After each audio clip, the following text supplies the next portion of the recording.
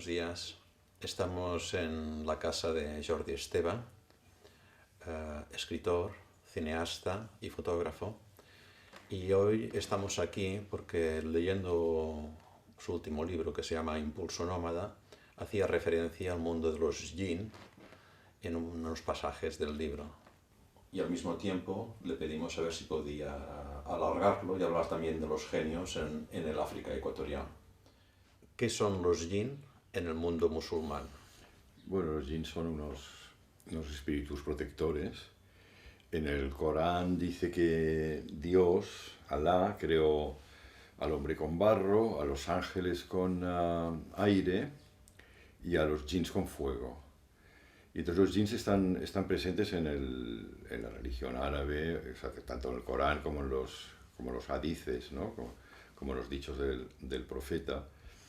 Y hay varios tipos de jinns. Hay los que adoran o siguen a Dios y los que se decantaron por el diablo, cuando hubo la división de los ángeles, ¿no? Los que quisieron desafiar a Dios y que se convirtieron en Lucifer, en los demonios, ¿no? Y entonces se habla mucho, incluso hay una sura del Corán de las hormigas, en las que el profeta Salomón, Suleimán, que para ellos es una figura muy importante y es profeta para el mundo árabe, pues comandaba un ejército de jinns y además le habían dado el don de entender el lenguaje de los animales. Y entonces los jinns son muy importantes y están presentes, sobre todo en la religiosidad más popular, en los pueblos, en el desierto, entre la gente con estudios o de las ciudades, de la burguesía, los intelectuales así, desde luego, no es que se burlen, pero lo consideran algo como muy pueblerino, como una creencia casi supersticiosa, ¿no? Y entonces de los jinns hay los que son buenos, que te pueden ayudar. El equivalente sería un poco como el ángel de la guarda en el cristianismo, ¿no? Son protectores y te ayudan. Y luego hay los malévolos, que también se llaman efrits, que estos pueden ser un poco tipo poltergeist, es decir, que como traviesos, ¿no? Que te esconden las cosas y te lían un poco, te complican, y luego hay unos que son decididamente malévolos y malos. Y bueno, y entonces yo me he encontrado viajando por el mundo árabe, sobre todo en los oasis, en lugares remotos, en Socotra, pues gente que creía firmemente en los jinns. También creen que viven en sitios oscuros, húmedos, les gustan mucho los cuartos de baño, las letrinas y todos estos sitios así, ¿no? Y entonces mucha de esta gente campesina, sobre todo, cuando entran en un lugar en el que se cree que pueden haber jinns malévolos, pues les rezan o enuncian el Bismillah ar-Rahman ar-Rahim, ¿no? El nombre de Dios, el poderoso y el lleno de piedad y tal y cual, como para contrarrestar y para dejarlos un poco aniquilados, ¿no? Y bueno, y tienen este equivalente en la cultura, en nuestra cultura también, en Occidente, en la cristiandad, ¿no? Y bueno, he dicho que eran un poco el ángel de la guarda, pero siempre están presentes de alguna manera, por ejemplo, cuando en la religiosidad popular han adoptado, bajo la forma de algunos santos, en realidad se está invocando como a unos jinns. Por ejemplo, cuando se pierde una cosa se reza a San Antonio, y ese tipo de cosas así, ¿no? De hecho, se está haciendo lo mismo que puede hacer un musulmán invocando a sus espíritus. Entonces, ¿qué función tienen los genios en la vida cotidiana en el mundo musulmán? Bueno, los genios están para, como he dicho un poco antes, ¿no? Hay los buenos y los malos, ¿no? Los que son buenos en el Islam, los que siguen y adoran están al servicio de Dios, pues tienen un poder de protección. O sea, protegen a los hombres, ¿no? Y cuando se les invoca, pues si ellos pueden te ayudan. Eh, por el contrario, los malos, pues estos hay que combatirlos. Y entonces, pues, recuerdo que me contaban cuando había campesinos, habitantes de los oasis, cuando pasaban por sitios de noche, entre los palmerales, lugares que se sospechaba o que se oían voces raras, bueno, eso es lo que decían ellos, evidentemente, pues entonces a veces recitaban unas suras, unos rezos determinados del Corán para contrarrestar y hacer como una especie de coraza espiritual, ¿no? Que no les pudieran atacar los genios malévolos. En el mundo espiritual africano existen también los genios. Sí, es muy importante. Son muy importantes. Bueno, en las tradiciones que yo he estudiado, sobre todo en África Occidental, yo diría que en toda África, ellos les llaman los genios. En Costa de Marfil y en Ghana, en la tradición Akan, les llaman los boson.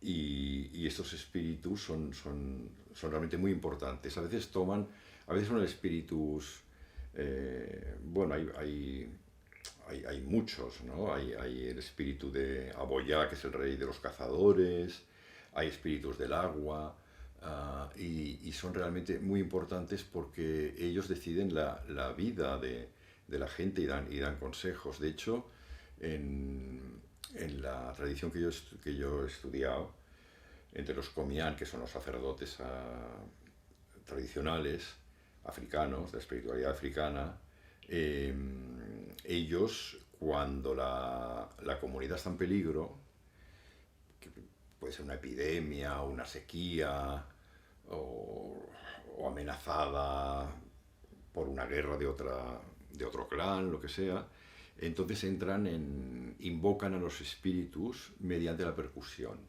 O sea, los atraen cada espíritu tiene un ritmo diferente, ¿no? Y entonces la Komian, porque suelen ser mujeres, entra en trance y en trance comunica o explica al genio qué es lo que está sucediendo y qué se puede hacer para evitar aquella desgracia, ¿no? Y entonces, después de unas ceremonias, a veces es muy difícil porque tienen que contactar con diversas deidades, diversos genios, hasta que uno, que suele ser el más potente, que suele ser Aboyá, que es el rey de los cazadores, o Mamiwata, que es la diosa del agua, da con la solución. Y entonces, pues, dice qué es lo que hay que hacer. A menudo se tienen que hacer sacrificios.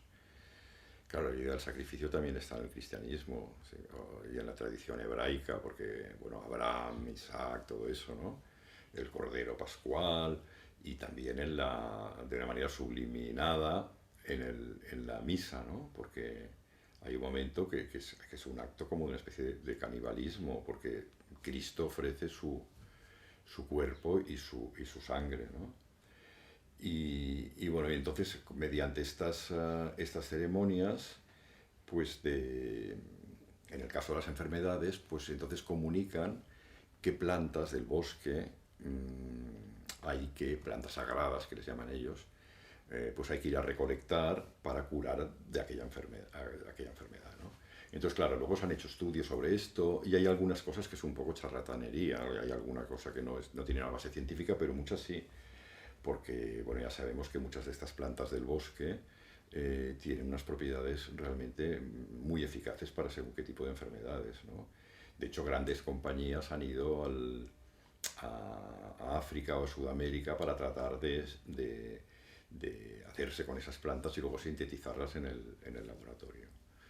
Y esto es realmente muy interesante. O sea, todas estas ceremonias de posesión para averiguar qué es lo que está sucediendo en una comunidad es realmente interesante. Entonces hay como si aquí se superponen como creencias, ¿no? Porque hay una que es esta creencia en los distintos espíritus que van poseyendo a los comianos o sacerdotes, y después hay como una tradición muy anterior que podía ser un poco como la diosa madre o algo así, que es la diosa del agua, que es Mamiwata, que está muy presente desde Nigeria, Benín, Togo, Ghana, Costa de Marfil.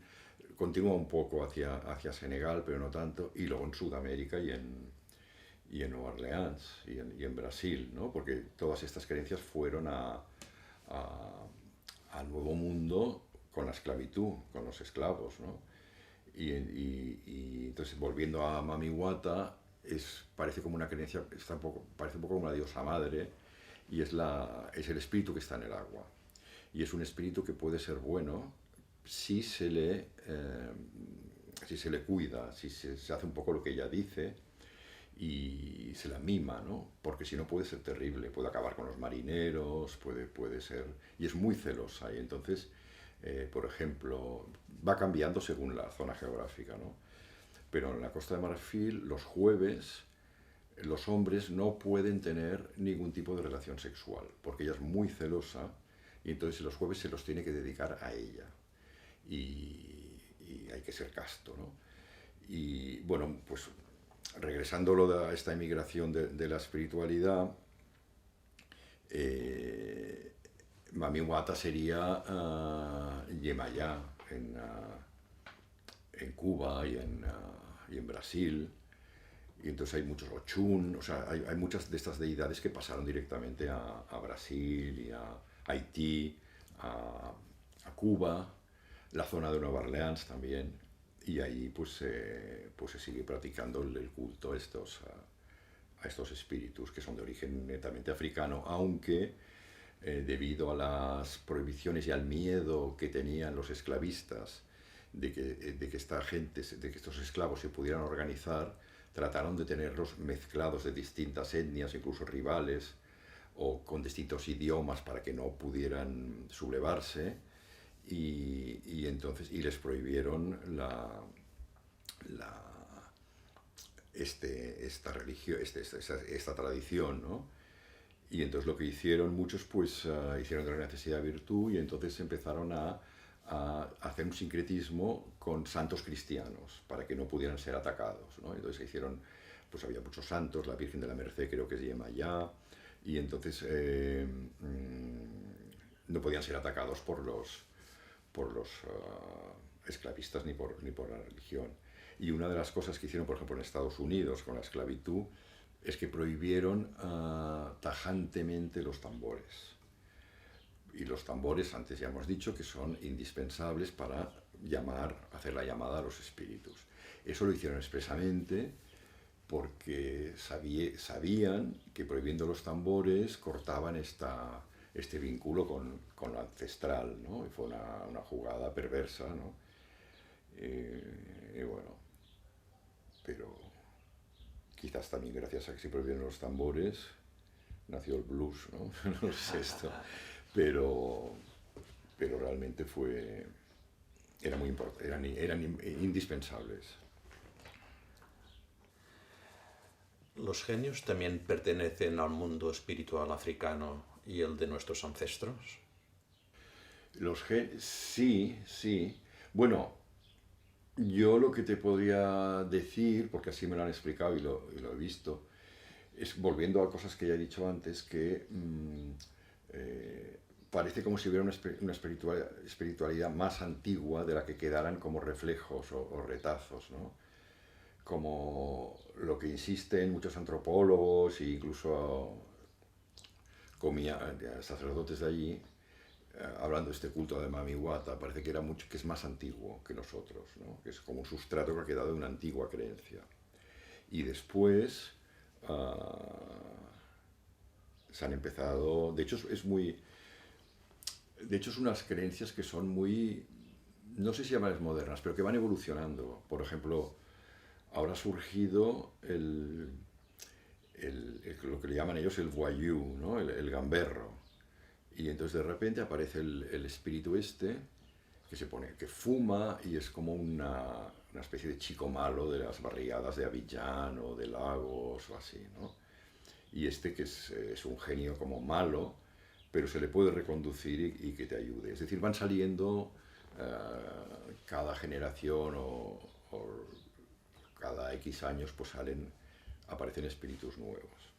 Y eso es muy curioso. Y luego también hay una cosa que, claro, a veces se piensa que es esta gente que hace estas cosas tan raras. No, no es tan distinto. Ya he hablado antes del cristianismo, de lo de la comunión y la tal.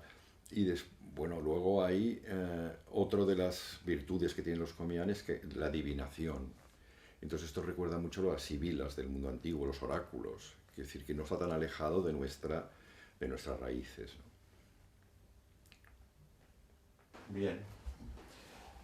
Una última pregunta que te querría hacer es un poco más de carácter personal y experiencial.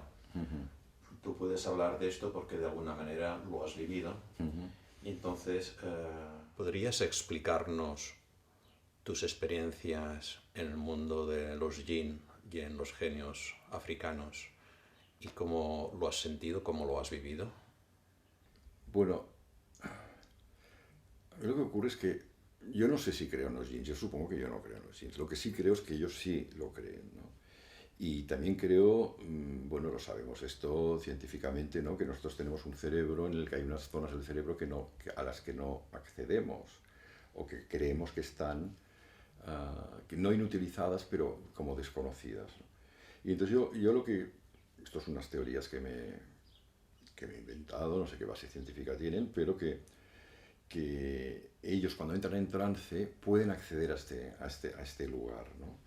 Y todos los conocimientos se los pasan en trance, de la madre iniciadora a los iniciados en estado de trance. Y muchas veces, cuando la madre iniciadora, la comián, pierde el trance, ella no recuerda lo que ha dicho, y puede ser una mujer aparentemente simple, pero que se crece, se convierte en una sacerdotisa cuando entra en el trance, ¿no?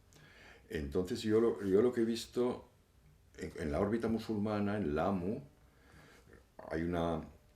me ocurrió una cosa que lo tengo narrado en los Árabes del Mar, que es que de pronto un chico fue poseído por un espíritu y se cayó por las escaleras y se iba golpeando la nuca. Pam, pam, pam. Pasa que no le ocurrió nada, afortunadamente. Y se puso a hablar en árabe, cuando su lengua es el swahili. Y entonces fue poseído por lo que luego él contó, por un espíritu, por un rohani, por un jinn musulmán. Y él hablaba en árabe cuando normalmente él no sabe hablar árabe. Claro, no sabe hablar árabe. El árabe es el idioma, como musulmán, pues él conoce todas las fórmulas religiosas y el Corán, los rezos del Corán y así. O sea que igual no es capaz de expresarse en árabe, pero toda la estructura del idioma sí la tiene metida en la cabeza. Entonces en un momento dado, pues igual se pudo, en este estado que estaba, pues se expresó en árabe, ¿no? Cuando se le fue el trance, yo le ayudé porque como había estado en África y sabía lo que se hacía para que la gente saliera del trance, que es cogerle los brazos y 3 veces hacia arriba, y luego se les da a beber algo tipo agua de rosas o algo así, que en todas las casas de Oriente y África suele haber, sobre todo la parte musulmana, ¿no? Y entonces se le va el trance, entonces nos contó esto. Y después en África occidental, cuando fui a hacer el libro Viaje al País de las Almas y las películas que he rodado, pues constantemente veía fenómenos de posesión y de trance. Quizá el más espectacular era la pantera, el espíritu de la pantera, que poseía a una mujer muy plácida, pero que cuando le bajaba, porque os dicen bajaba el espíritu de la pantera, se volvía realmente, hasta daba como miedo, ¿no? Sus movimientos, se movía como una pantera, incluso mataba corderos y se les bebía la sangre, era una cosa como bastante, no sé cómo lo diría, que echaba un poco para atrás, ¿no? Pero sí, realmente era una cosa muy, muy, muy, muy, muy imponente. Y luego yo tuve en una de estas ceremonias, la diosa del agua me dijo, siempre habla a través de un oficiante, nunca te habla directamente, ni te mira a los ojos. O sea, ella se lo cuenta a su oficiante y el oficiante te lo dice a ti, ¿no? Entonces me dijo que había una persona que me estaba intentando perjudicar y que me estaba haciendo daño. Y que entonces para contrarrestar esto tendría que comer una cosa que luego ya me prepararía. Bueno, cuando perdió el trance y el oficiante le contó lo que ella había dicho, porque ya no recuerda nada, entonces me preparó un pollo, cocinó un pollo con unas hierbas del bosque sagradas y secretas.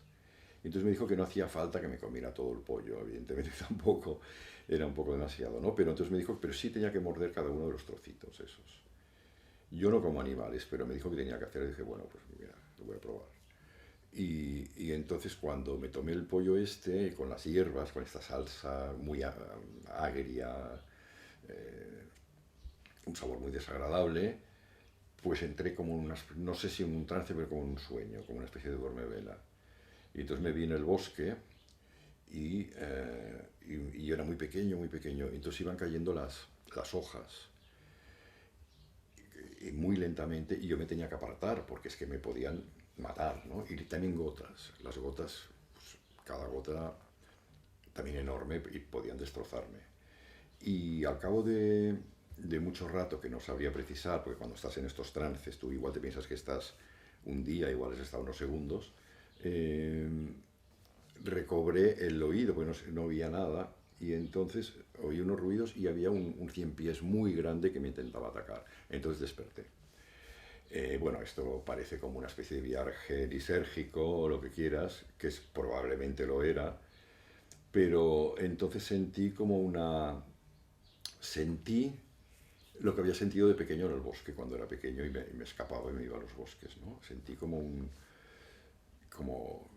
que estaban vivos, como algo, ¿no? Como la savia que sube y baja por las plantas, por los árboles, y sentí este, esto que estaban realmente vivos y que era un lugar que podía ser peligroso según cómo, ¿no? El bosque, bueno, ya está todo, el bosque es el caos, el cuento de la Caperucita, o sea, siempre ocurren es como la anticiudad,